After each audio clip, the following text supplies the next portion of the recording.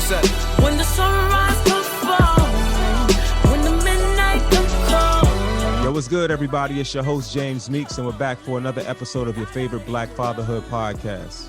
Yes, sir. And what's good, everybody? It's your co-host, Jesse Alex, also the co-founder of Dear Fathers, the premier media platform for Black Fatherhood. Thanks for tapping in. Before we get into this dope conversation today, I need y'all to go and subscribe and follow us anywhere you get your podcast today. Jesse, let's dive right in, bro. All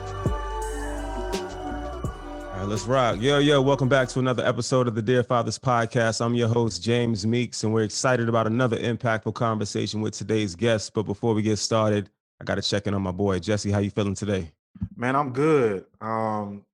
You know, James, basketball players always have trumped, football players on the podcast. So I'm glad we got a football guy on today. Unpack with him, man. So I'm excited about today's guest.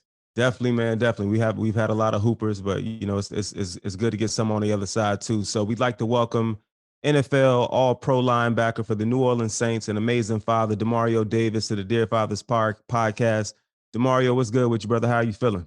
What's going on, gentlemen? It's an honor for me to be on with you guys, man. Thanks for having me, truthfully. Oh, man, it's a pleasure, man. We definitely happy to have you here.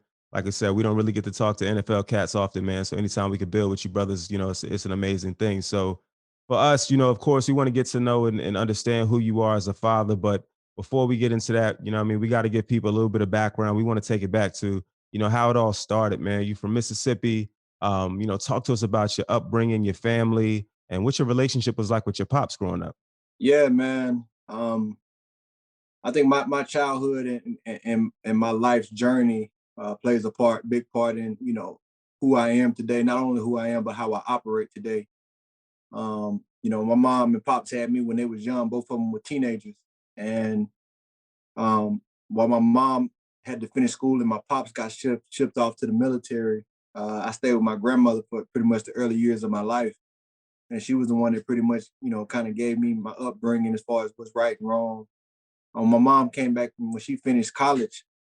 I was around the third or fourth grade. I went back and it was just me and her pretty much. My pops was in the military. He was all over. So it was just me and my mom for the most part. My pops was always there. He would check in, just call and stuff like that.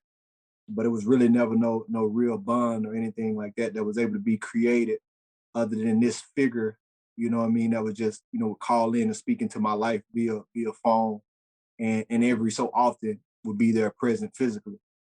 But at the same time, my pops always had like a leader's mentality. He always would instill that in me in a conversation. And he was always like a dominant figure, in terms of discipline and stuff like that when he was around. So he still was able to, speak into my life from that standpoint.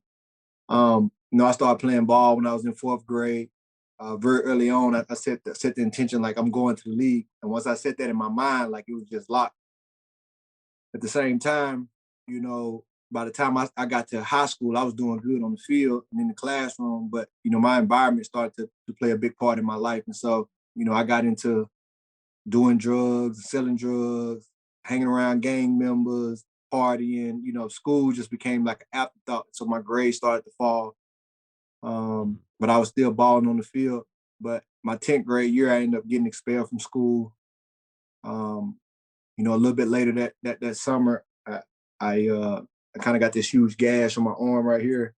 I was out with some friends and creating mischief and cut my arm open. So I probably almost lost my life. And that was kind of like a wake-up call. So, my junior and senior year, I kind of got my act straight just because it kind of scared me straight, for real. And that pretty much saved me. And I got a couple offers by the time I was a senior. Got my grades back right, had a chance to go play Division I ball and went to Arkansas State. And probably Arkansas State was probably the place where my life actually got, it probably saved my life. I was out of Mississippi and gave me opportunity to have like a fresh start. And I was still kind of headed in the wrong direction. I went to jail my first year in college. But my team chaplain started spending some time with me, and he ended up like introducing me to, I'd always gone to church and stuff like that, but he introduced me to a real relationship with God and discipled me, taught me how to read the Bible, taught me how to pray. and really led me into a real relationship with God. And from there, as the Holy Spirit came in and started to speak to me, it changed the trajectory of my life. You know what I mean? And so, like the Bible says in Philippians 1:6, the work I begin in you, I will carry on to completion. And so since that time, December of 2008, I can really say that the Holy Spirit has just constantly changed me internally. And that's what has happened externally. So my whole mentality was changed, right? I was no longer in it for myself. And so football at the time was all about me, all about glorifying me. But it shifted and said, you know what, this is a platform to reach the world. So, the product that I put on the field, makes people want to know more about me. And from there, I can share my faith, I can share who I am. But also in that locker room, I'm able to impact teammates. I'm able to impact coaches who are men who will go on to influence the world. They're leaders in their communities, they're leaders in their homes, their husbands, their fathers. And so if I can impact them, I can impact the world. And so I just started looking at it as a platform. And so I ended up meeting my wife in college right before I graduated, or right before I got drafted. We met in January 2011, was married in July 2012, got drafted in 2012. So 10 years fast forward, we've been in the league. We got 4 amazing children, 5 on the way. Congrats. And it's just been it's been a major blessing, and so we literally use our platform to impact people, right? To encourage people in their marriage, to encourage people in their parenting, and just encourage people in their own individual faith and walking that out. And so everything that we do is our faith is at the center of it, and our marriage is second, our parenting is third, and then everything else comes outside of that. That's who we are. So we always say, like, football is what we do, not who we are. And, from that standpoint, that all began with a transformation that happened in college. Yeah, man. So much to unpack there, dog. Like, for real. I want to just commend you on that story and kind of how you changed everything around and kind of just giving us insight into how you did that. But one thing that I want to kind of mention or ask based on the things that you said, man, is your father's situation, right? He was there vaguely, checked in from time to time. You've seen him every now and then due to him being in the military. How much of him not being as present do you think led to your, getting involved in things you shouldn't have been involved with? Yeah, that's a great question. And just for proper context, like, my pops is one of my best friends now. So we've already hashed a lot of this stuff out and talked about it. And he understands everything that I share about our relationship as it was prior to this. But it played a big part, right? Like, as a child, you don't know the significance of having a dad around every day to confirm and affirm you. But it's very important, especially in young males. I would say equally, or probably more so in girls, but especially in males, right? And so at the time, all I knew was that my mom was the figure that I saw all the time, right? So anybody that was giving me direction, anybody that was going to discipline me, anybody that was going to kind of be there every moment of my life was my mom. And I had, aunties and uncles that were around that poured into me as well. But my mom was the main figure that I saw. And so there was no household dynamic other than my mom. If I want to do something, I go to my mom. If anything's going on, I'm gonna share it with my mom. And so my dad was in and out, not necessarily physically, but he'd call me on holidays, call and check in. I would see him, my mom and my dad live in the same hometown. Their parents live in the same hometown. So if I was ever visiting one grandma, I go around the street, see my other grandma, and I may run into my dad or something like that. That was just kind of the dynamics of our relationship. But as I got older,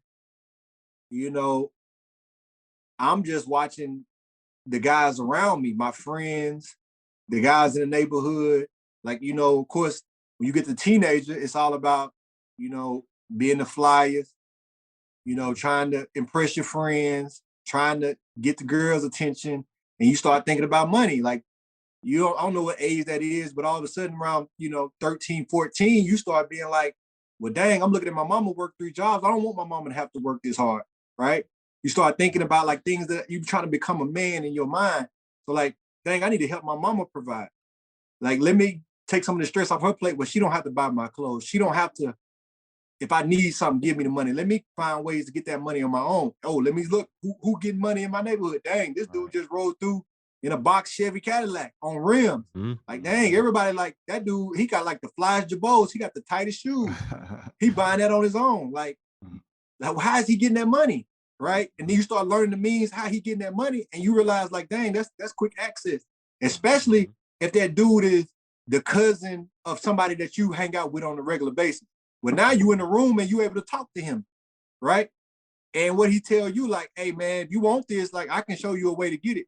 Or he just having a conversation about his process, and you just take that in and be like, dang, I'm gonna go try it on my own. You don't even have to say nothing to him, right? So it's, you know, it's all these internal channels, and all of that is just be trying to become a man, and you watching the men around you like, oh, this must be the way. And there's no male to tell you, like, dog, this ain't it.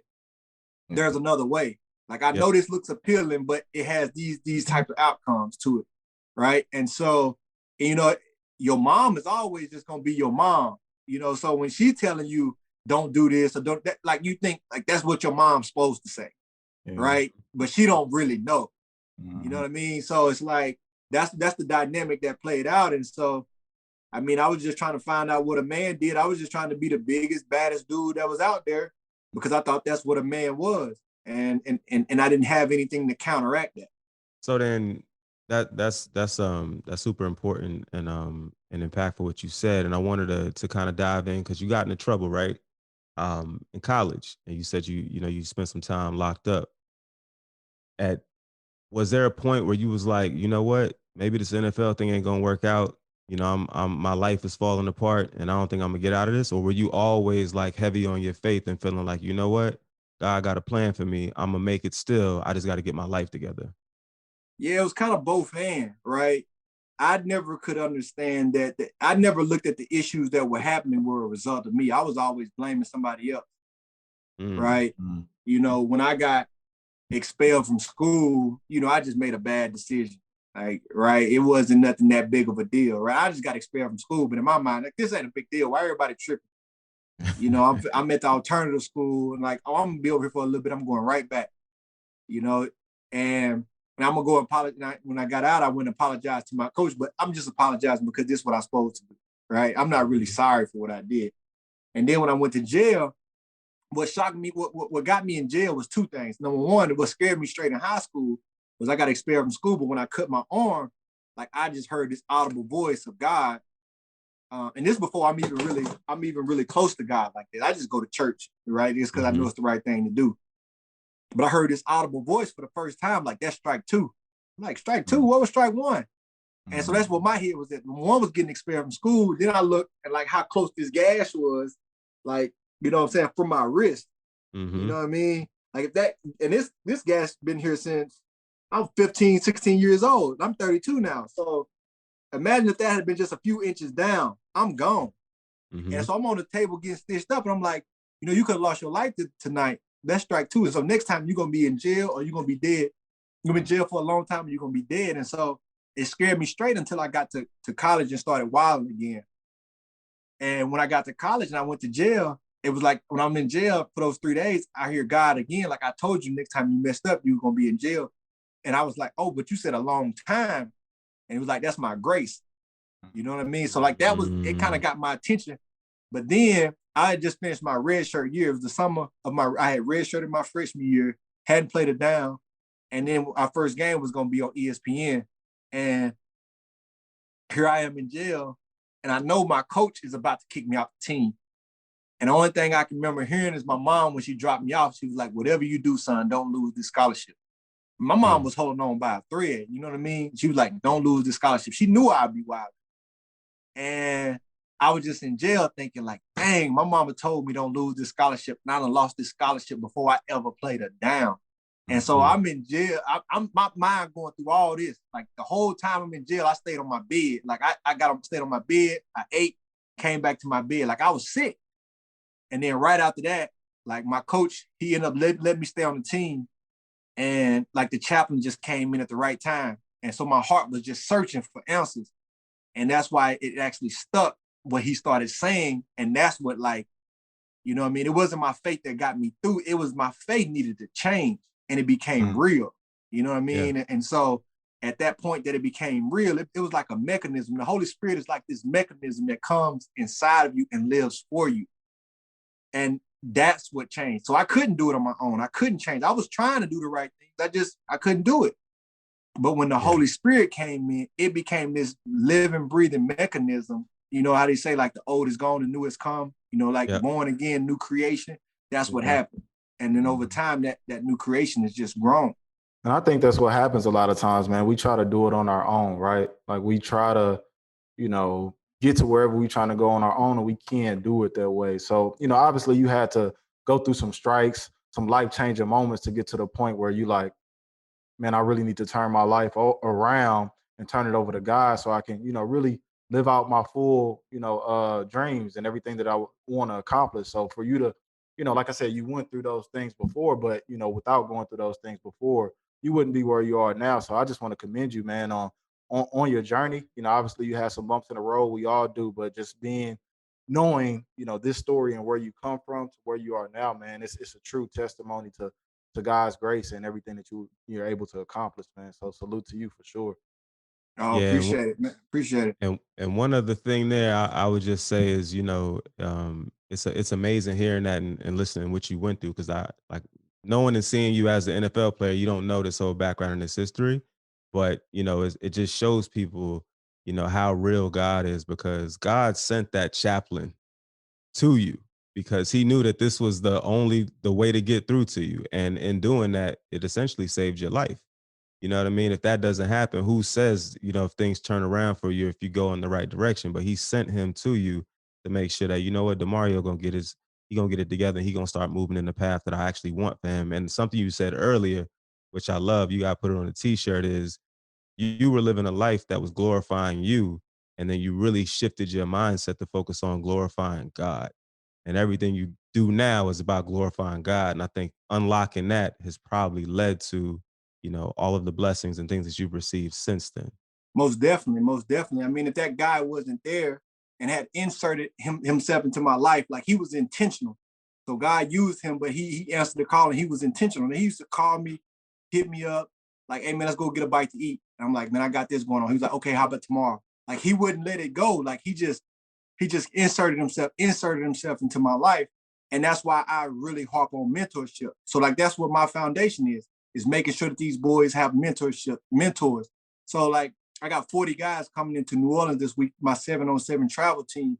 And that's what we do. It's life on life mentorship. So yeah, we play ball, but the first thing we doing, you know what I mean, tonight is our academics. So as they come into town, we get on academics like ACT prep, tutoring, making sure that they on to get the track. Tomorrow we got mentorship. So we got speakers coming in, spending time talking life on life.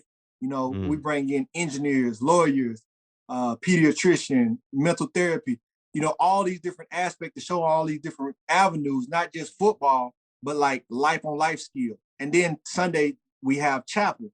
So we pretty much like go through the word and the gospel. We got 2 kids getting baptized this weekend. Like, that's what amazing. We do. Cause like, you inserting yourself with intentionality into these boys' lives, because I know the power trajectory of that trajectory. And so like that dynamic is the same thing that you're doing with your children, right? So when you're talking about fatherhood, like, I got to be a mentor to my kids first before I can mentor outside the home. Like, and that's the same thing. Like, because if you don't, like, that's how I fell into a lot of those things, right? Every child they have their own individual mind. They got to choose, but you have to give them an environment to thrive, right? So every time my child chooses the wrong thing, I need to be there to guide them. Like my daughter, she watched TV, she see people kissing. Daddy, what does this mean? If I'm not there in that moment, she's gonna adopt that mentality that this is how life is.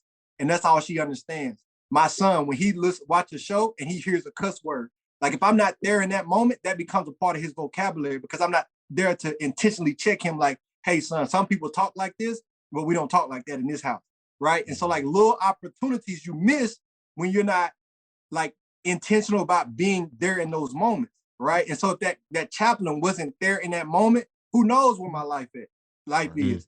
And you have the opportunity to change the trajectory of people's lives. And like you said, that's what life is. Life isn't about me anymore. My life was changed. So the one thing that I'm confident in is the day I leave this planet, I'm going to be with the King, right? I'm confident in that. We all have to be prepared for that day. But if he still has me here, he has me here for a reason, and that must be for some other people. So that's my kids. That's the people we get a chance to impact. It's the people you get a chance to interact with on a day-to-day basis, just like this relationship. You know, so it's all that. You know what I mean? And that's where he gets the glory from. So he gets glory through my life by how he uses it to impact other people. And we all have to have that mentality. Yeah, no, that's amazing, man. And like I said, just salute to you for having the wherewithal, and the strength to change your life, but then also to be in a position now to give back and impact the next generation of youth coming up after us, because that's what they need. They need positive role models, male, female, people that have been in the same places that they've been at some point, and can actually show them a different way than what they're going to see when you get back into the neighborhood. Because there's a lot of influences nowadays. So seeing somebody who's done, positive things, I think is going to be really impactful. And these are the moments that they're going to take with them for the rest of their lives going forward. Most certainly. Most certainly. Yes, sir. Real quick to that point though, James and Demario, I had a friend, right? I think they were going to be like a mentor at like the Boys and Girls Club or somewhere of that sort. And like one of the questions that they asked him before he became a mentor, it was a variety of questions, but the one that caught his attention was, "Have you smoked weed before?" And when he answered the question yes, they told him that he couldn't be a mentor. Now, what kind of shit is that? That like, just because he smoked weed means that he can't, be of service or be of help to other boys or young men in the community. That's crazy to me. Just think about like, just your path, Demario, and like what you went through and what you've gone through and where you at now. They would basically say like, "Nah, you can't mentor nobody else just because you had these bumps in the road." So for them to tell him like, "Oh, just because you smoke weed, you can't mentor the kids," that's crazy to me. No, that's good, bro. My wife and I, we talk about that all the time. Like, number one, bringing it to the faith side, right? When we talk about like believers and believers that we want to listen to or that we want to grow with or we want to speak, we always say like, we don't want no cookie cutter Christian. Like, yeah. I get it. Some people, our kids may grow up like this, like growing up in a Christian household, like they know the way, they don't really make a lot of mistakes, or that, nobody's perfect, but they really have good shepherding early on. And so, they pretty much go through life not making too many bad decisions or falling too far to the wayside, but then they, grow up and have families and they understand the gospel very well, right? Mm-hmm. They become what you say, like a cookie cutter Christian. Like, we don't want those. Like, give us the Christians who've been radically transformed. Like, I want the one that's done had like sexual promiscuity, right? I want to know the one that was deeply addicted. I want to know the one that had a whole ulterior lifestyle and was radically transformed, right? Because that showed me the power of God. And when you look at the people in the Bible, like Paul, who wrote 13 books in the Bible, he was killing Christians, right? Like Moses, who were used, he was running because he killed somebody, right? When you look at like the women that were saved, like, the lives that they lived, like the woman at the well, she had like 5 different husbands. Like, God would radically transform these people. And so I want that type of faith. And those are the type of people that I want around, right? Because that's what you get to see. And so we look for that aspect in our faith. When we're looking at people, like when people tell us our story, like the Bible says, you'll know them by the fruit that they bear. Show me where your life was and where it is now. If somebody look at my life, who I was, like most people don't even, when I tell them this stuff, they're like, ain't no way you was living like that, right? Like, I'm like, yeah, I'm shocked too. But it's something other than me. It speaks to the power of the Holy Spirit. It don't speak to the power of me. And so the same is when you're talking in terms of mentors. Who you think gonna relate to these boys? When they relate to people who came from single parent households. They relate to people who were smoking weed. Like I was like a Rastafarian as far as smoking weed.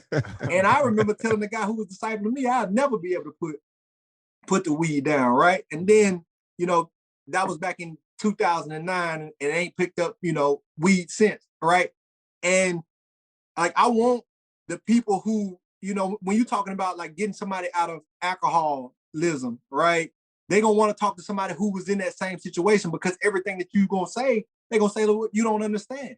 Like, if you were thinking about who you think going to be able to impact somebody who has lost a parent, they're going to want to know somebody that can relate to them, right? And so when you're talking about, especially in the environments where our kids at, you ain't finna go in there and never having experienced nothing and reach any of them kids. Right. You know, because you can't relate to their situation.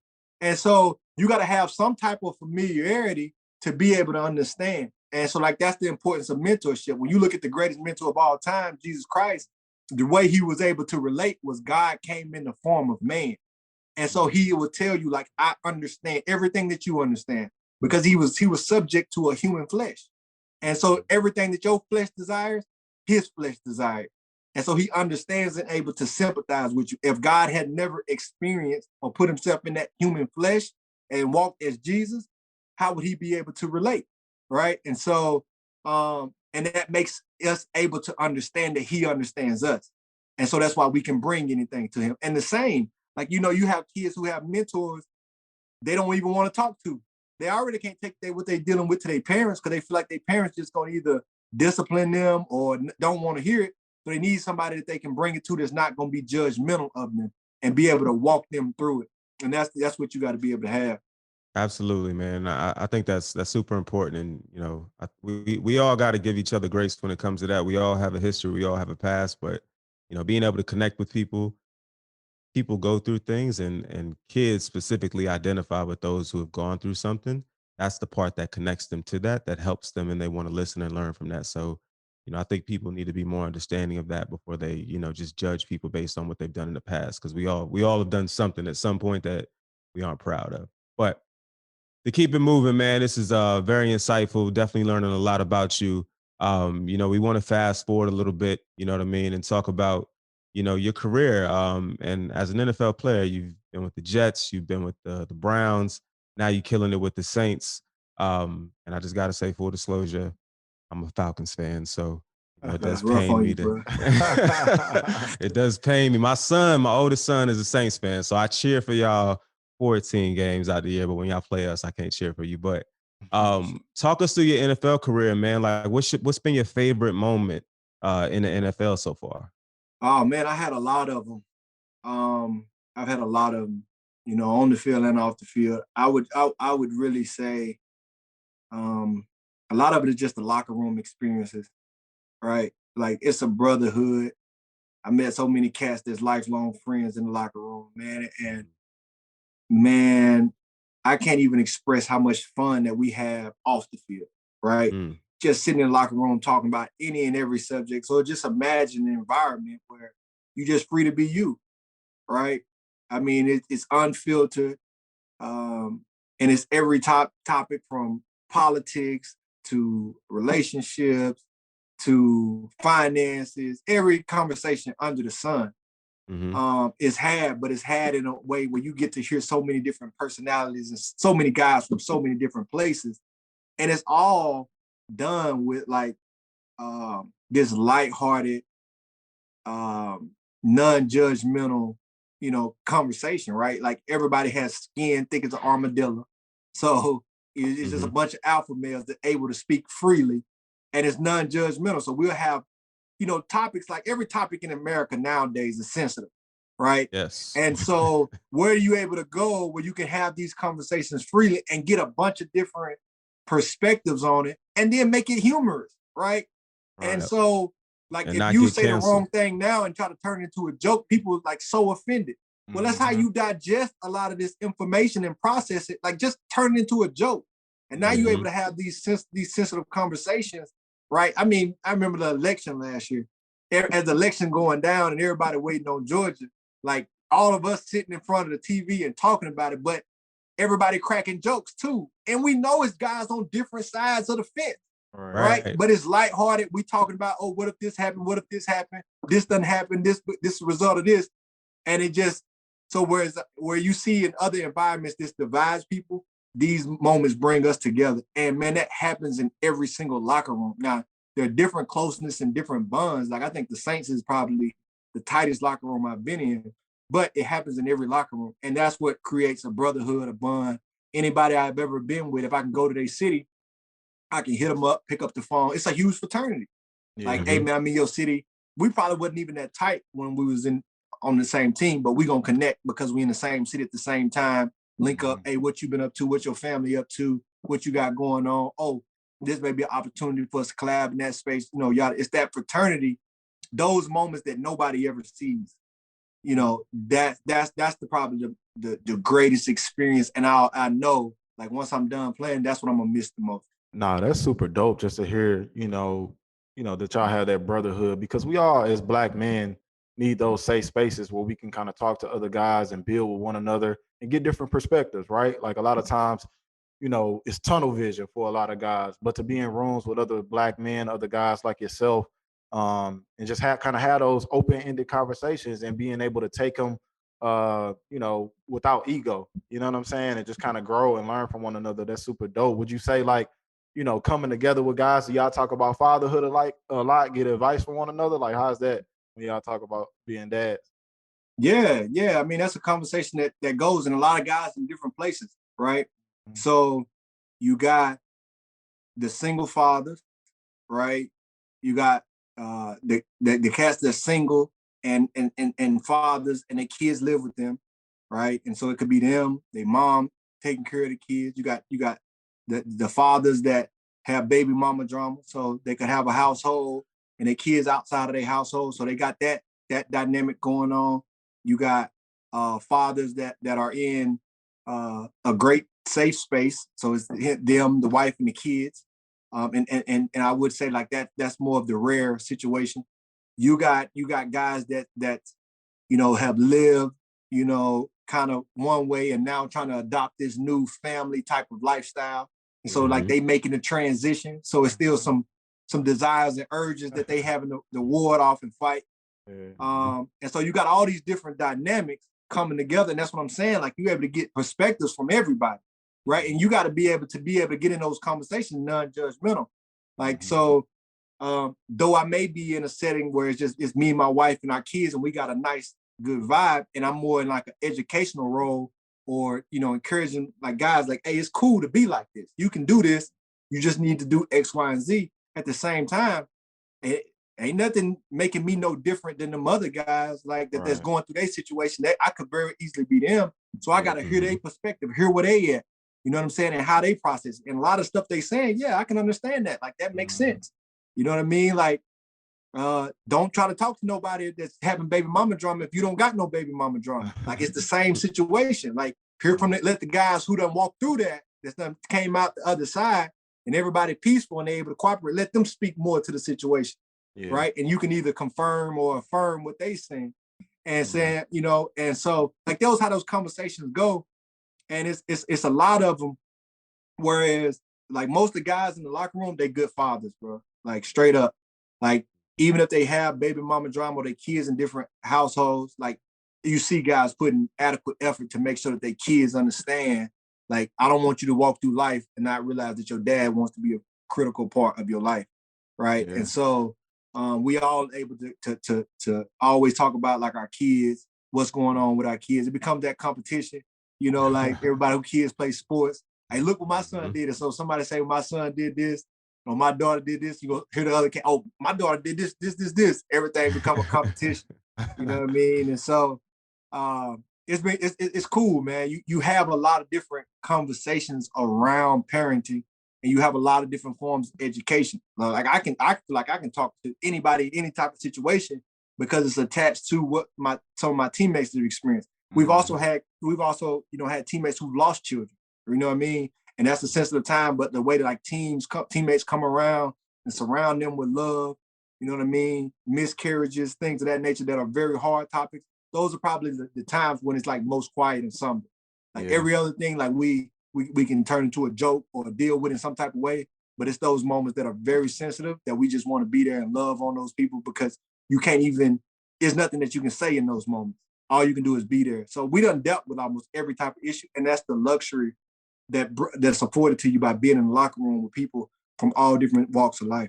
Yeah, man, that's dope, and we appreciate that perspective, man, because that's why we started our platform and this podcast, right? Like, the average person sees y'all on the field for what y'all doing, in the sport, but don't know really too much about who you are as black men and black fathers. So that's why we created this to, have guys like yourself come on and open up, about who you are as a dad, and kind of just get that feel for what it's like behind the scenes, the things that we don't get to see. That's pretty dope. And just going into the season, man, how you feeling about the season coming up? And I know James probably happy about this Drew Brees part because he ain't got he ain't got Ain't his got to team ain't got deal to with him no more. get torched no more, man. But how you feeling about the season coming up? Yeah, man, we hype, man. It's a new opportunity. It's foreign territory. And this team been led by Drew Brees for so long, and so it's stepping into a different territory. And Drew is one of my guys off the field. Get a chance to spend a lot of time. Great dude. Happy for him. Excited to see what he gonna step into in the future. But just this team in this regard, where we headed in the future is we all optimistic. We've had to play the past 2 seasons about 10 or 11 games without Drew, and in that time we 8, 9, and 1. And being a part of the defense that's been a part of that, the defense has grown here over the years, and so just excited for the amount of opportunity that we'll have a chance to take up as the defense, but even as a collective, it's just gonna push us even closer together because we're gonna need everybody to get to where we want to go as we build the identity of the future. And the good thing is we got so many good pieces that we don't have to go into a rebuilding mode. And so I'm just excited what this next season gonna look like because it's gonna tell a lot about our identity and where we are. Yeah, no, that's dope, man. Definitely wishing you the best, man. So I'm from St. Louis, but I live in Dallas. I don't really got a football team, a favorite team, so I'm gonna definitely be rooting for you, man. I tried to be a Cowboys fan when I first moved here, but it's kind of hard, man. Like it's Nah, don't do hard that being to a yourself. Cowboys fan, man. Like the fans are delirious, man. Like these dudes Yeah. ain't won in so many years, but like it's crazy, man. I'm pretty sure you know it, but yeah, I don't got no team. James, what your Falcons gonna do this year? I mean, it ain't looking good, bro. It ain't looking good at all. But it's all good, man. I think with y'all and the Saints, y'all in a good y'all positioned well. I think y'all can be right there to kind of get a Bucks, a run for their money in the NFC South. So definitely, good luck to you going into this season, man. Because I think y'all are positioned well. Even though you're losing Drew Brees is a big loss. To your point, y'all have done well in his absence. So I think the team is going to be all right. But then moving forward, man, what we came here to talk to you about is about fatherhood. You know what I mean? And it's been great learning about your background, talking about the NFL where you came from. But, what we really want to know is who is Demario as a father? Yeah, man, that's a great question. So everything exudes from my faith, as I've talked about. So first, my life is prioritized as my relationship with God first, my relationship with my wife second, and then third is my relationship to my children. And I take that very seriously. And I got 4 kids and 5 on the way. So I got Bailey Grace, she's 7, turning 8 in October. Then I got Roman Parker, he's 5, turning 6 in June. Then I got Summer Joy. She is 4, turning 5 in September. And then I got Carly Faye, who is 1, turning 2 in July. And we hoping for a boy, but we're praying for a healthy baby. Number 5, but it'll also be an October baby if the Lord says the same. And so all of our kids are named some inspiration from the Bible. That's the connection. All our kids have double names. And they have all different personalities. And so dealing with my kids, I deal with them all individually.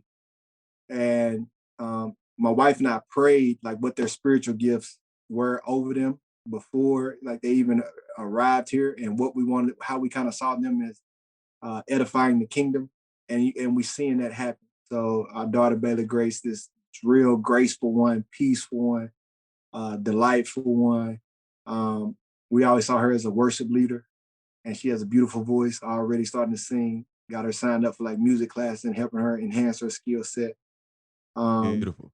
And then Roman Parker, his nickname is Huck. He's huge, probably gonna be like 3 times the size of his dad. So I'm always having to rough him up early on so he don't never try me when he get older. And easily able to handle me. He don't need to know that. But he, I always prayed that he would be like a preacher. And man, he just loves to tell stories. So he'll tell stories over and over and over all day, like we seeing that play out. Then Summer Joy, we just prayed over her. She's more like a diva. Her favorite, she's like a JoJo Siwa fan. Every party she has, she just wants the dancing and the music, right? And so we prayed over her to be a prophetess, and she already loves to tell me about her dreams.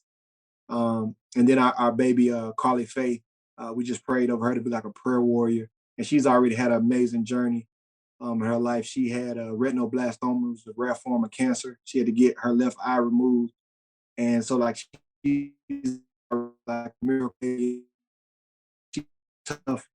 You would never know that she had anything happen to her. So, God just really laid on me that she's going to have a ferocious amount of faith, right? Like the person that just prays for the unbelievable and it happens because she believes. And so like those are our kids, those are dynamics. I deal with all of them differently. But I take my fatherhood very serious, and it's intentional because I spend a lot of time outside the home. So I have to like write in my schedule the time that I'm setting for date night. I have to write in my schedule the time that I'm setting for my kids to have individual time with daddy. Like I take my daughters on dates. I do father-son dates. I set aside like the days of the week. That's how I do my spiritual investment into my kids. So like Mondays, it's Memory Monday. So I go in there and do spiritual or biblical memory. So scripture memory with them. Then Tuesdays, that's my night. I go in there and it's Truth Tuesday or Testimony Tuesdays. So I just ask my kids like, how do you know God is real? What has he done in your life to show you he's real, right? And then Word Wednesdays, that's the time I go in and read one of the Bible stories to them, right? And then Truth Thursdays, I just spend time just like going through truth. Like let's try to break down this Bible and understand like what it's saying, like that you can understand it, right? And then all the way up to Sermon Sundays. And then, that's why I just go in and I just give a mini sermon to my kids in a way they can understand. So I'm just diligently and intentionally spending time cultivating their hearts towards the gospel. So like if I can grow their spirit first, that's number one. Like I'm concerned about their spirit. I need you to be who God wants you to be. He gave you to me and mommy so that we can steward you. You don't belong to us, you belong to God first.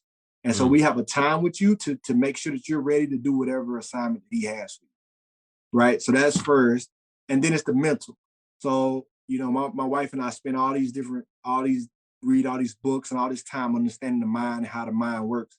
And it's really about learning who your kids are and understanding you can't cultivate them to be something that you want them to be. You need to understand what they're going through internally. Like they have their own mind. And it's your job to support them in that. So you either are affirming that this is okay or letting them know like this is not okay. So some things come to their mind that's appropriate, right? And so you may not agree with it, but it's appropriate. Like you can't tell them it's wrong. Like our kids are fascinated with these YouTube channels. Most people's kids are. These YouTube channels with kids playing kids. There's nothing wrong with those kids watching YouTube and those other kids playing with toys. You may not agree with it. Like it's weird to us because we grew up watching cartoons and TV shows. Like, but that kid is doing nothing wrong. So all you can do is affirm like this is okay. If it's something inside that segment that's probably wrong, like that's how my son ended up learning a bad word. It was a kid's format, but like these adults get on there and you have to pay attention to it. Dropping a bad word. Like, okay, no, son, this is not a proper way of speaking. You know what I mean? So like catching that. So affirming and denying that. So that's the mindset. So like understanding who they are internally and the things that they want to do and their ambitions. And then it's the physical, right? Like now you understand like, this is how you should operate. This is how you have to move inside those things. Then it's like making sure that you have the skill set to kind of become those things and nurturing those skill sets, like learning how to properly write, learning how like art works and music works. Like if you want to create something, express yourself through music, you gotta train. You want to play sports, you gotta train. You know what I mean? And so that's kind of how we look at parenting and it's a co-effort. It's not like my rules, my way with my kids. My wife and I come together as one to decide how we want to parent. Some things she wants to do, some things I want to do, and we have to find that common ground. And so it's two people that are parenting our kids. And we make that like, my kids always try to say like, but mommy said, but daddy said, like, no, understand this. Mommy and daddy say the same thing. Like, we gonna be on the same page. It's if you gonna be on our page or not. You know what I mean? And so that's kind of how we parent. That's really dope, man. And I think that last one, I have 3 kids myself. We have 2 boys and a girl, and kids will definitely try that game where they go run game on you and then go to the mom and try to run something different. So it's great that y'all have established, up front, like mommy and daddy, we on the same page. We walk as one unit. If something gets done around here, it got to go with what we said. There will be no other way. I really like that because a kid, they're clever. They'll try to figure out any way to kind of get through a loophole if they can. So that's really dope. But one of the things that I wanted to tap into there that you brought up was your wife. And you mentioned, how you and your wife met in college and you got married. I had kids with this family, and have another child on the way. You're married to a black woman, which is dope. But how important was it for you and for your kids to witness, you being in love with a black woman? Were you conscious of that when you made a decision on who you wanted to marry? Yeah, I was, and so that's first of all, right or wrong, like my mom, she kind of cultivated me that way. You know what I mean? Like whether it was for protection or whatever, she said, yeah, like anything other than a black woman just wasn't gonna be accepted by her. You know what I mean? And so right or wrong, that's kind of how she instilled in me. So like that's how I grew up. Um, so I was very conscious. Like when I looked at what I was attracted to the most, like I was most attracted to a sister. Like it's just dynamics. Mhm. I mean, I was raised by my grandma. My mom was next. I got a bunch of aunties, and like just strong black women is all I know mentally and physically. And so, of course, that's what I was attracted to. That was enforced or kind of reinforced in me over my life. And so, when I was looking for, I'm ready to find my wife. That's what I naturally searched for. Like the people that was going to get my time. Of course, like when I gave my life to Christ and I started to like date to find a wife, once I understood things from a faith standpoint, like that really cut like 2/3 of the field out, right? Like you had to be at a certain point, like, okay, I'm looking for a woman that love God, physically attracted to, and our mind in the same place. Like it cut down the field of who I could even ask on a date. It wasn't just like I was that random dude looking for a fine mom out there like to take on a date to figure out. Like half the field was already cut down. Like that made it Mhm. like really easy.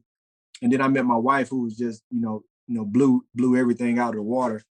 Um, but definitely was conscious of that. Now, I have two aspects, like to look down as two sides of every coin. Number one, I'll never be somebody to tell somebody who to love. Like at the end of the day, we have to get to a point where it's universal brotherhood, no matter what background you come from, not what ethnicity you are. We all got to be in a place where you know we all looking at this thing like eye to eye across the table. We got to get to that point. We're a long ways away from that yet, and in that type of domain, right? You able to whoever you love in that space, right? Everybody at the table, you fall in love, ain't no telling they could be on the other side of the table, whatnot. You ain't gonna be able to control who you have emotions and feelings for. So I'm in that Mhm. regard.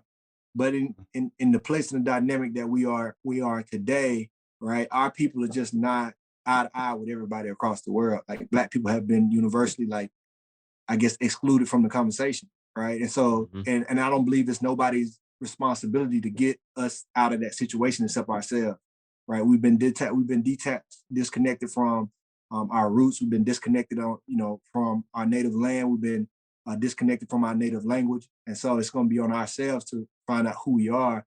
And so you have to be connected to people that have that same universal structure, that same universal struggle to work together to figure that out because this Yeah. this is this is this is serious odds that we up against, right? And Mhm. so that's why I'm more so important, believe it as important to connect people of that same ethnicity, like black, not part black, because that type of discovery is needed.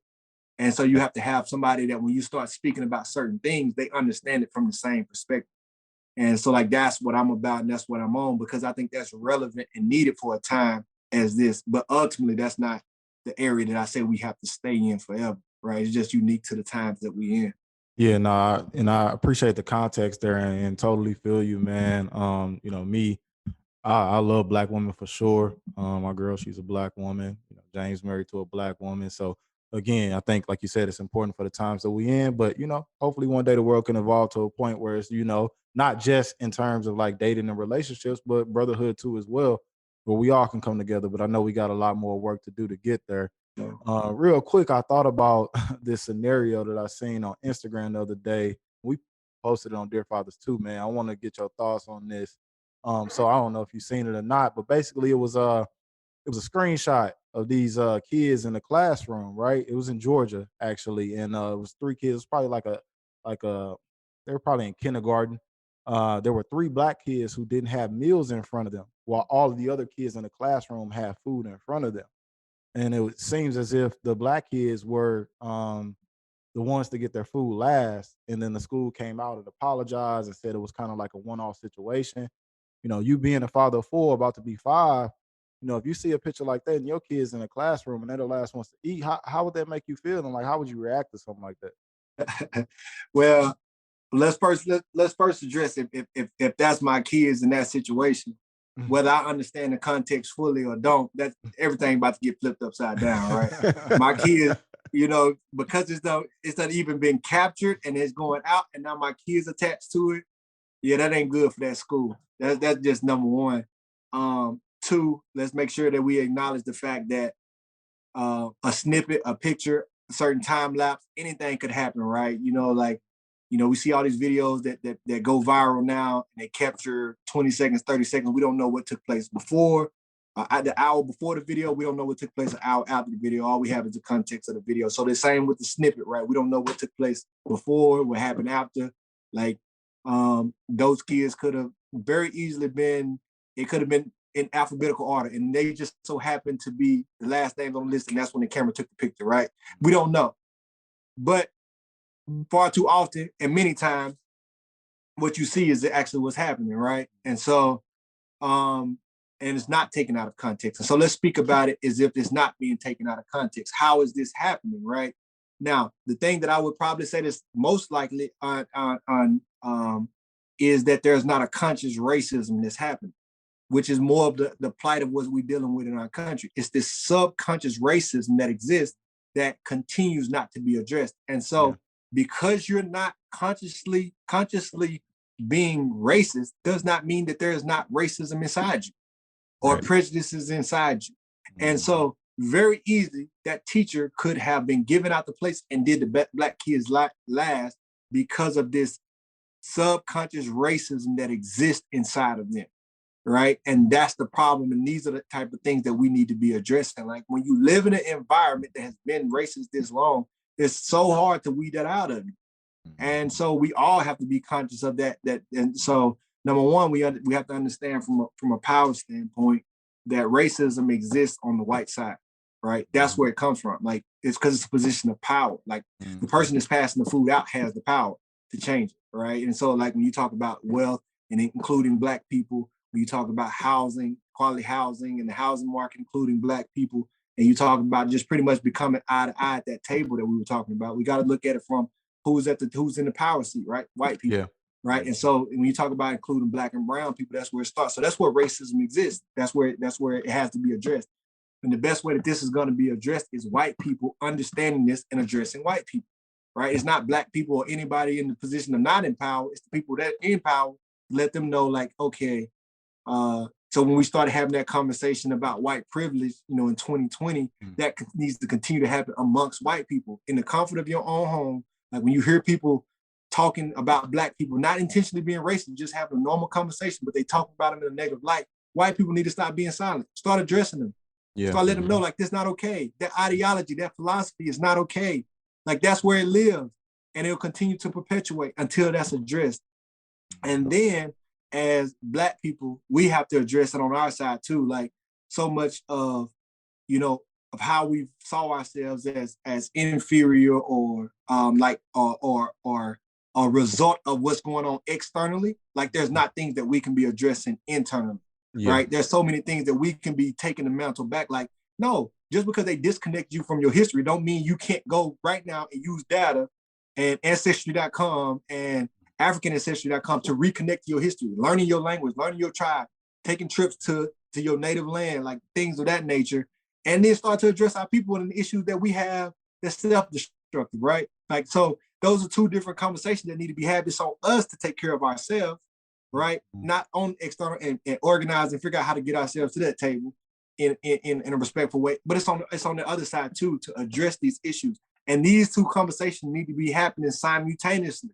And so when issues like this come up, like, let's just address it. It's nothing to be alarmed about or fight about. Like, it's showing us that something is here. Like, why did those kids, everybody else got food, but those 3 kids don't, and they happen to be Black? Like, how does that happen? The same when, another Black person is killed by a white officer. It's not to disregard any other crime that's happened, Black on Black crime, or white people being killed by Black cops, or white people being killed by cops. It's not to disregard that, but it's like, hey, this is showing us something. Let's just deal with it. You know what I mean? Let's use this as a dialogue topic to get towards some solutions. And I think when we start addressing each ourselves, so Black people addressing Black people and white people addressing white people and all the in between, then we'll start having progressive action and start moving, because it's the subconscious mentality that has to move that needle, not the external necessarily. That will happen once we start addressing what's going on internally. Yeah, I think those are great points. And I think you're right. Accountability, just has to happen on all sides of the matter. To your point, like within our community, we need to address the things and the stuff that happens with us. And then, if white people are going to be allies and say that they care and they want things to change, and they need to stand up and address white people when other things happen. But to your original point, man, when I saw that picture at Kids Are Kids, my initial reaction was, if those are my children, it's going to be some furniture moving. And it was a snapshot. You don't know the context of everything that's there, man, but I can just think about all the times my kids have been in, I've had to put them in daycare, and, thankfully they're not in daycare now. They're, with family throughout the day. But, you pray over your kids when they go into these situations, because you want them to be covered and you don't want anything to happen to them. You don't want them to be treated negatively, but there are situations where there may be bias by a person that person doesn't even realize is bias, and then it's coming out and seeping over children. That's just not a place or a world that we should want to live in as human beings. So, I just pray that one day we can move past this and the world gets into a better place. Most certainly. But something you brought up there, which, I think is a great segue into this next topic, man, is, one of the things that, not just one of the things, like, we admire you as a football player and your ability to make it to the highest level and really thrive and be one of the best in that field. But what I think is really dope about you, and I think Jesse can appreciate this too, is the work you put into the community. And, being a social activist, and you're doing it, if we're being honest, you're doing it in an organization, in a league that hasn't always been as receptive to football players being more than just football players. But what I think has been great is that, you've decided that you're going to use your voice, you're going to use your resources to go and affect change in your community. But what I want to know is, how important has it been for you as a father to let your kids see that, you're not just going to be quiet and take a check and ignore the things that are happening in the world, but that you're actually going to go put the work in? And do they participate when you go and do these things? Yeah, that's huge. Like my wife and I, we call our kids world changers. That's what we call them, little world changers. That's what you are, right?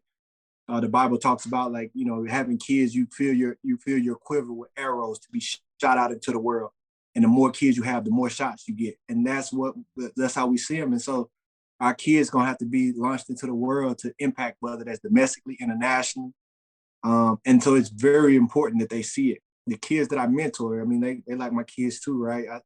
I tell them, you influencers first, you athletes second, right? And so that's what we want, is people that's going to influence society. And so I look at myself as a person that's impacting society or influencing society in a way. And, just subconsciously, you never know when your time is, right? And so I want, like, when my time is gone, I don't raise up 100 or 1,000 more, right? That's going to go lunch. And those 100 or those 1,000 going to know how to multiply. And so it's just going to get bigger, right? And so we've had historically where we've had leaders that moved in a space to help our people. And when they was gone, the work stopped.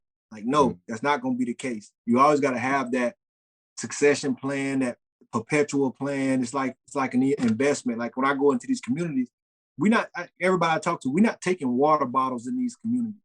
right? You know, we went out to Flint, Michigan. That's where I got that concept. You know, all these people just getting water bottles.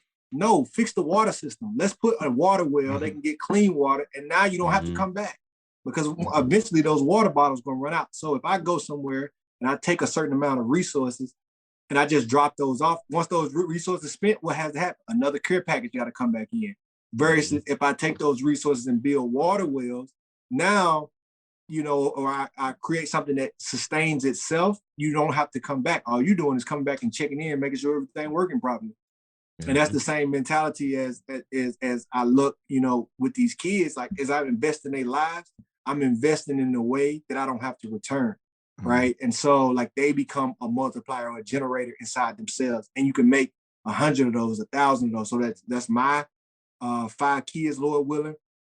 That's the hundreds of kids that we get to mentor, or we've had the chance to mentor. We operate with probably about 40 a year, and so like that's the way I look at it. And so going into these communities and all the work that I've been able to do, and that God has guided me, the relationships I've been able to work with, the partnerships I've been able to create, impact that we've been able to have, like real wins, not just going and doing something for op-ed, but like being out there with real impact, ground, quantified impact change.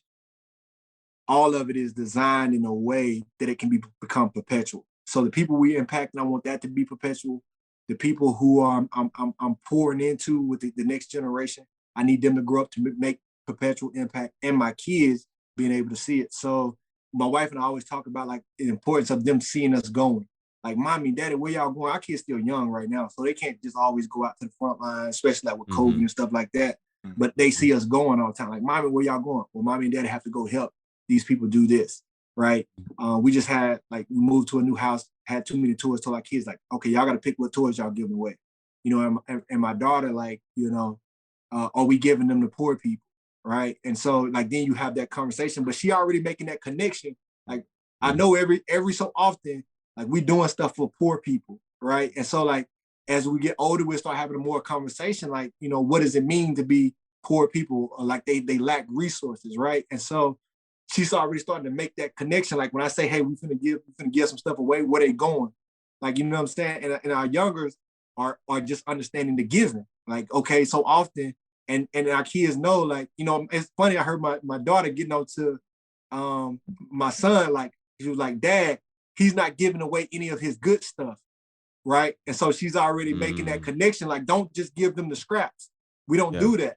And so, like, they seeing it, that dynamic, and it's because we don't even always have these conversations. They seeing it. Like, she knows based on the last few times that we gave where those things were going, that she just raises that conversation. And so that's what we want to be. And so, like, the younger brother's gonna watch the older sister, the younger sister's gonna watch the older brother, and that's how they learn, right? Because they speak in the same language. And so that's why we create that system inside our home. And so it's important for them to constantly see us going. And my son, he comes with us. And my daughter, my oldest two, have came a couple of times when I was doing like the mentorship with my coaches with the kids on the weekends pre-COVID, and they got a chance to see. So now when I go out and I'm like, I'm doing football, they're like, are you going to coach the kids or are you going to play? Right. And so, like, they starting to connect those dots. And it's going to be even better when we're able to take them to other countries and really get a chance to see, because that's what a light bulb really go off based on some of the relationships with people I've had. Like when they go to other countries and able to see the difference, like, and the things you take for granted, like kids sleeping on the ground, kids not having access to water, kids not being able to eat, you know, food to eat is actually coming from garbage places and stuff like that. That's where you're going to have that real game changer, because even in America, poor looks different than other countries. And so like that, so when we're able to connect those dots, that's what we're really excited. So maybe like around the time they get like 9, 10, 11, a little bit more durable bodies, we'll start doing and experimenting in areas like that. Yeah, man, that's dope, dog. I commend you, man. Just, you know, obviously, you know, a lot of people know you for what you do on the field, but what you're doing off the field is just as, if not more, valuable and impactful than your football career, man. And I believe in what you say as far as the providing resources. So here at Dear Fathers, we try to do the same, man. You know, it's not just about the photos and everything like that. Obviously, the stories are impactful too as well, but we want to provide resources for Black men. So we have a straight mental health session that we do, and we connect Black men to Black mental health therapists. We have a book club where guys can read. We've had career development events where we help guys with their resume building, LinkedIn training, on the spot job placement, just really trying to get in the community and provide those resources that guys really need. And as we kind of open back up a little bit more after COVID, we're gonna try to do more, man. We would love to kind of maybe talk to you about something that we could potentially do together. I don't know what that looks like, but I feel like we have some synergy as far as the things that we're trying to do, man. So if you're open to it, we would love to talk to you about some ways to continue to provide resources for Black men and Black fathers. Being that you're a person that kind of through your story show God is real, and you creating change in many different ways in your own life, with your family, and other kids' lives. And I think it's super impactful, man. So I just want to salute you on that. And even just thinking about fatherhood, man, even more so. You talked a lot about just your journey so far, going from growing up to the NFL, becoming a father, about to be a father of five, God willing. What's been the biggest challenge and struggle you face as a father, and how did you overcome that challenge? Oh man, by all means, man, let me be the first to say, man, that I'm far from, perfect. I'm just another father out here trying to make it as best I can. It ain't no manual to fatherhood. All of us learning on the fly. Yeah. I would say the hardest challenge is living up to my kids' expectation, right? And the reason why I say that is because I want to live up to my kids' expectations. I want to meet their expectations. Even though I understand that I'm not going to meet their every expectation, I want to be that. And so my kids put me to the fire. Like, they know daddy be gone a lot, but when I'm home, they want all their time back. Like, and they gonna call me on it, right? And my kids, my daughter, like, daddy, when we gonna have a father-daughter day? When we gonna have another father-daughter day? My son, he gonna ask me all the time, like, Dad, like, I think it's like we watch new TV shows, his favorite TV shows. And he's like, a new TV show, when we gonna sit down and watch it, right? Like, my kids was in the pool this morning when I was getting ready to come in for a workout. And they're like, Daddy, come get in the water with us, right? So my kids keep me pressed to the fire. Like, and so, you're gonna have those where, like, Dad, I want a new toy or something like that. And we have a policy, like, we only buy gifts for birthdays and Christmas. So you got your own money. Once your money gone, that's on you. You know what I mean? So, but they'll try to even use that, like, while I'm gone, like, hey, when you gone, can you bring me something back? And we always have those conversations. So I got to figure out ahead of time if I'm gonna commit to something or not. But my kids keep me pressed to the fire. Like, if I'm up in the office working, like, Dad, it's dinner time, like, come down. So, like, meeting them on the things that I was already committed to. Like, if I say, like, I want family dinner time, the kids come grab me for dinner time. My son, oh man, he keep me pressed more than anybody. Like, Dad, you said you was gonna do this. Dad, you said you was gonna do this. And I don't want to be a dad that don't, like, let my kid down. And so, like, I try to make sure I'm stacking up, because it may come a time where I'm not gonna be able to do the things that I said I was gonna do. You know what I mean? And he knows that. My son knows that. So he plays that to his advantage. And so he'll come up to me and be like, Dad, let's do this. And hopefully I'll just be like, all right. So, like, I'll be like, now I have to intentionally tell him, let me think about it, before I commit to something, because he's going to hold me. And so, like, that's the hardest thing. I mean, I appreciate it. Like, I appreciate my kids holding me accountable. Like, you said you was going to do this, so let's do this. But it's a challenge. It is hard to meet their expectations. It is very hard, but it's rewarding, because I know, like, every time I do meet that expectation, I'm affirming them that daddy is dependable. Like, if you say you want to do something, we gonna do it. No matter what daddy has going on, like, you are a priority to daddy. Like, in nothing, I'm never gonna put you on the back burner. And so, but that's a challenge, man.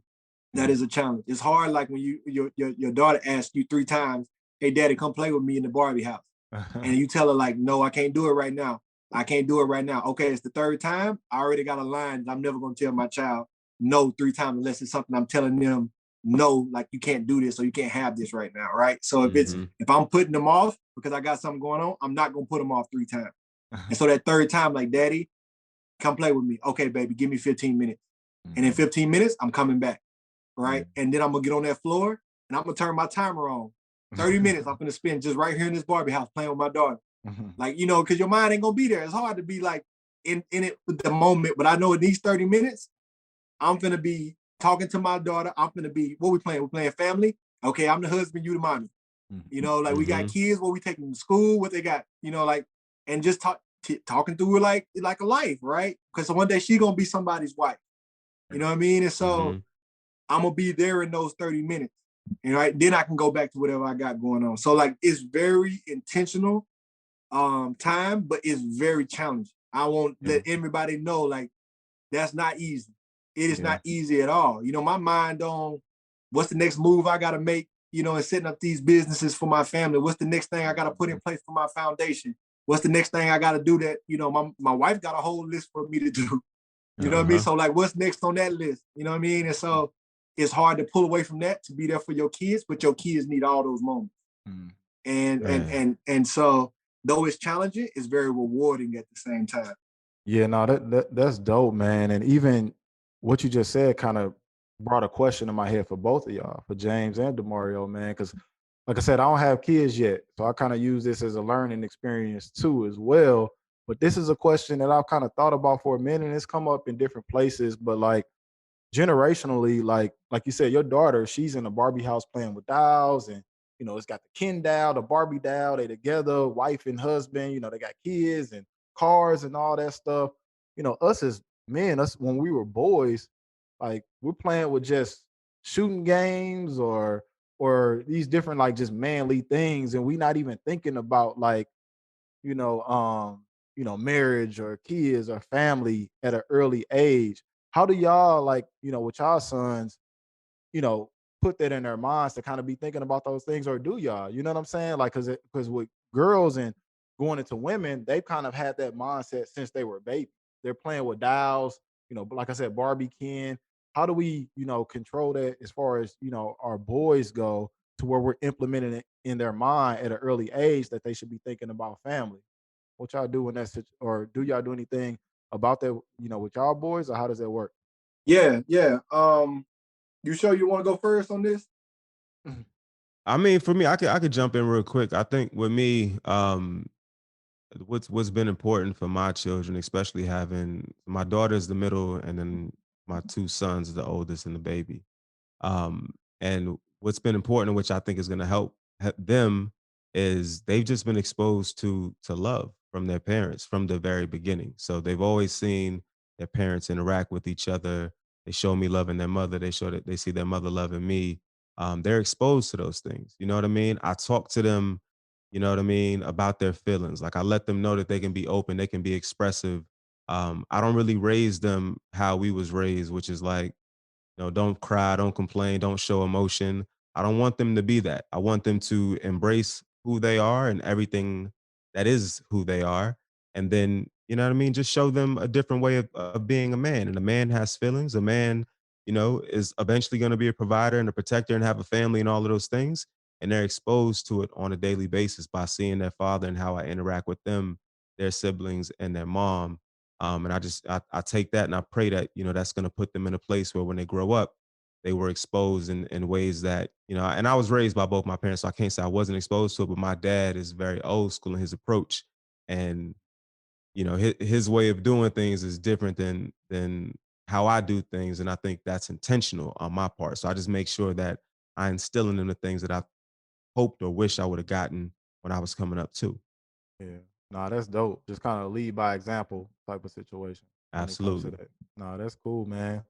Demario, you do anything when it comes to that, or Yeah, man. it's Just kind of the pretty much. same, lead by example? Yeah, it's a lot of the same. You lead by example. A couple of things for me, like my wife, I was actually just thinking my wife this today. I saw her and just hugged her and told her, you know, like I was a man that was living and she gave me a life. You know, when I look at my kids and my wife and just sometimes inside my home, I'm like, man, this is paradise, man. This is peace. And my wife had a lot of vision. So my wife, when we met, she already had a vision that she wanted to have 5, 6 kids, you know what I mean? And so I had never really thought about that. I knew I wanted to be married, knew I wanted to have kids, but that came really around the time I started transforming my life. I always just thought about myself in the league. I don't know if I thought about it as in terms of having a wife or a girlfriend. Or when I was out running the streets, my mind was all over the place. So she really like helped me see that. But when I think about the time that I really started to like desire a family was watching the guy who discipled me. You know, and he was a white guy, but I saw the way that he interacted with his wife. I saw the way that he interacted with his kids, and I'm like, man, that's dope. Like, I want to do that, right? I want to have this ride or die woman that we eye to eye and we have a plan to walk through life with, right? I want to be able to get on one knee and talk to my kid like eye to eye and like let him know how to process the situations that he in. And so it was the first time I really like saw that dynamic in that form where it was like, man, like this is dope. Like ain't nobody in our community doing like family like this, like making it where it's cool to be family. Like, you know, so it's and so that's what I really wanted and so desired. So like that's the image I guess that my kids will see. Not that I'm intentionally trying to create an image for them to see, but like he said, it's very much intentional. And I mean and example oriented. And so, you know, they see me loving their mom and they see the dynamic that we have between us. Like, you know, me and my wife, we kiss a lot in front of our kids. They, oh, it's gross, you know. But then when they see us like, mommy kiss daddy, daddy kiss mommy, you know. And so like we give them that example, like that we love each other, we affectionate. You know, we very affectionate with them, hugging them, kissing them all the time, like affirming them in their identity. You know, my kids, I got, you know, the kind of thing, you know, I'm strong, I'm confident, I'm beautiful, I'm a child of God. Mommy loves me, daddy loves me. I got a lot of love to give. I will share my love with the world in a way. The honest God, I am a Davis. Like we go through that, you know, almost every night. Like, and so just affirming them in that and like showing them. And then like my son, I'll tell him like, sometimes he hug his mom and kiss him like, hey man, you gotta get your own wife. You know what I mean? And so like if you desire this type of affection, you know what I mean? Like that's your mama, yeah, but if you desire having a woman, like that ain't your woman, that's my woman. You know what I mean? Like making that clear. So it's okay for you to want a woman, but you gotta go get your own wife, right? And telling my daughters and stuff like, no, we don't have girlfriend and boyfriends in this house, right? Like, do you have somebody that you want to marry? When you're ready to get married, mommy and daddy will let you know. And it's okay for you to go try to look for your spouse. Right. And so like we're already forming that idea, you know, like when I see my daughter playing with the dolls and she start kissing, I'm like, baby, I have no problem with them kissing, but what they got to be to kiss, they got to be married. Right. And so like she understands that concept, you know what I mean? And so like that's how we raise them. So if you start having these desires that you're going to have as you become adults, understand that happens inside a family dynamic, not inside of just, you know, like I'm just out here letting my hormones run wild. You know what I mean? And so at that point, now, okay, when you get married and you want to live like what you think come along with it, children, but you already created an environment to hold those children. And so that's the dynamic that we try to teach and understanding, like, you know, everything's going to happen inside this family context, especially when it comes to dealing with the opposite sex. And so we want to give them that example because we know those natural desires are going to kick in. Yeah, no doubt, man. And I appreciate both of y'all for kind of just dropping those gems. Like I said, I use this as therapy and, you know, help for myself, you know what I'm saying, for when I do become a dad, because I feel like, you know, there's no better people to learn from than y'all. So also too, man, so we got this segment. It's called Dads in Delivery. The reason why we started is because a lot of times you only hear about the woman's experience in the delivery room. But for you, the first time, let's take it back to the first time. You know, what was your, you know, feelings physically, mentally, and emotionally as your first child was coming into this world? Well, let me first of all clarify, man, I'm a softie in the delivery room, man. I'm a softie. Too, bro. My wife's a Me beast. too. My wife's a beast. But I mean, I done heard all the stories from my guys. Like they'll go down there and watch. They done cut the umbilical cord. No, I ain't doing none of that. You know what I mean? Oh, man. I'm up at the top. I'm holding my wife's hand. I'm right there, like giving her mental support. You know what I mean? She can squeeze my hand all she needs to. but I ain't going down there, not in the living room. You know what I mean? I told my wife I spent too much time down there. I don't need no bad energy. You know what I mean? So, but it's cool though, man. Like the first one was the one that probably hit me the most, is because when my daughter came out, she cried. And when she cried, like I got a chill from like the top of my head to the sole of my feet. And it was a feeling like I'm responsible for ending that cry. It was the first time that I heard her cry that I was responsible for. Mhm. And like, man, I'm like, man, I would do anything like not to hear you cry. You know what I mean? And so, and then she was crying. She was like crying later, and the doctor came in and she was like, oh, we got a little crybaby. And like the words, like anything negative towards my child, my defense posture went up like strong. I told my wife, I'm like, darn, I ain't never felt that strong. Like, don't say nothing like that about my baby. Like, whether you joking, you being sarcastic or whatever, kind of go to that point about flipping that table, you know, from that eating picture. Like that defense mechanism goes into place. And these are emotions that you don't just put there on your own. Like they just come with a child coming into the world. And so just you'll see like when you have your kids, like all those things just there. And the first time you lay eyes on your child, you realize like it's a love that you have never experienced about anything before. It's almost like your child will always be the most beautiful picture you see. Like there's no other type of beauty that can compare to you looking at your child, because you can't judge it. Like you can't have anything except like pure beauty and perfection. Like looking at your child, like we know our kids are sinful, we know they bad, they just people just like anything else. But as parents, you can't look at them in their light. No matter how hard you try, you can't. Like it's the most beautiful, perfect picture that you've ever seen. And so, and your mind will never be able to process. And all those things, like the first time in the living room, that's all there, bro. So Yeah, no, that's amazing, bro. And I tell Jesse this all the time, like that it's not even the first time, it's every time you have a child, and just kind of watching um your wife. I think the appreciation for your wife grows exponentially more in that moment, because they're the vessel that's bringing this life into the world. And then you get to see, this human pop out that you are now responsible for.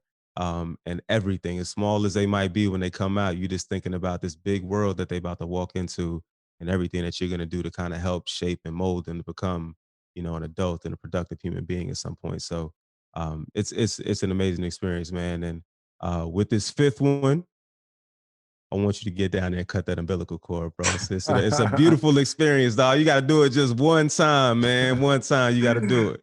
all right, I'm gonna try it, man. I'm gonna try it. Dog. I can't make no promises, my brother. Demario gonna be in there passed out, man. Man, look, it doesn't happen every time. So I'm 0 for 4. The doctor always try to pass me the scissors, like, you want to cut it? I'm like, do your job. That's your job.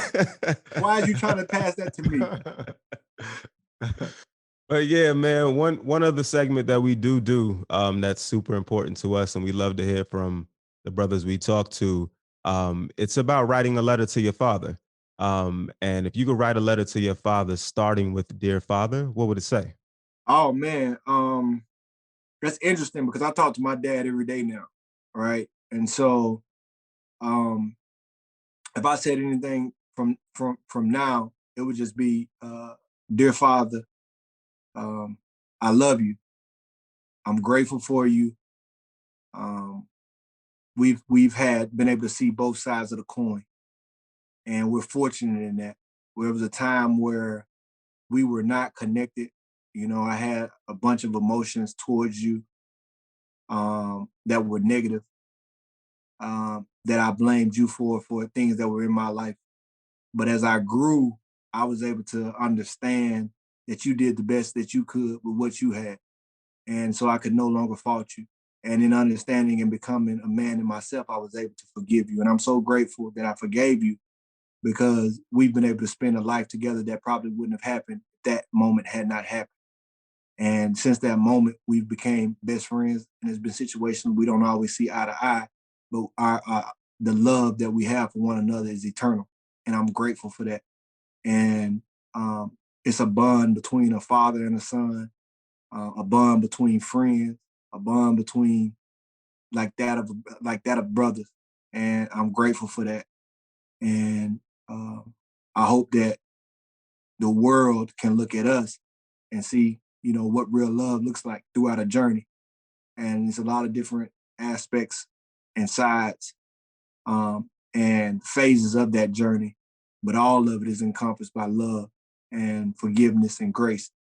And for that, to be able to experience that and potentially be a light to others, for that I'm grateful. And so, dear Father, I'm grateful for you. That's amazing, man. Yeah, that was beautiful, man. Like James said, we kind of do that segment every time on all of our storytelling series because we think it's important, no matter your relationship with your dad, whether you got one, wish you had one, or like yourself, you know, you seen both sides of the coin with your father. So being able to just kind of write a letter to him, is super impactful because sometimes it's something that we don't think about. So thank you for, sharing that. And even just thank you for all the gems, man. I feel like this conversation has been super therapeutic for me just to kind of talk to you, hear about your story as a black man, the trials and tribulations you had and coming out on the other side of it, man. So we appreciate you today. We salute you for joining us, man. And this conversation for me, like I said, was super therapeutic and impactful. And the things that you said will live with me for a long time, forever. So I appreciate you for just opening up and being vulnerable. Man, I thank y'all for providing the space to just talk about these things, man. Super dope, man. Love what you guys are doing with the platform. Yeah, man. No, we appreciate you coming in and tapping in with the platform. It's important for us to, give black men, black fathers a place where we can learn more about that. You know what I mean? There's a narrative that's created about us about as black men, especially as black fathers. So, to be the anti to what, the media typically puts out there is, really what Dear Fathers is about. So happy to have you on here. And like, Jesse said, it's been a great conversation. And really to kind of wrap it up, we wanted to one, tell the people, how they can follow you on social media. And then two, what's next for Demario Davis? What you got coming up? Yeah, man. They can follow me on Instagram, D56Davis, on Twitter, Demario __Davis. Next for me, man, I got some major plans for the foundation.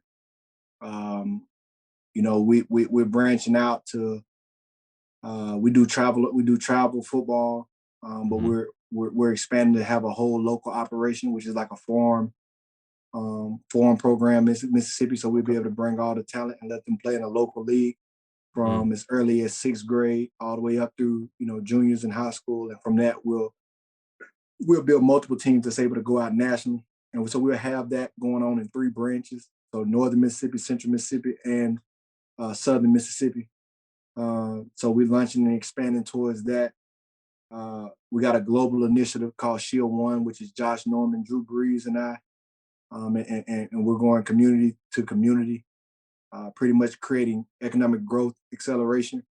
Mhm. And so identifying the issues that's plaguing or preventing economic growth in those communities and connecting private-public partnerships to create those opportunities and finding economic engines or bringing in economic engines to create sustainability and community resilience.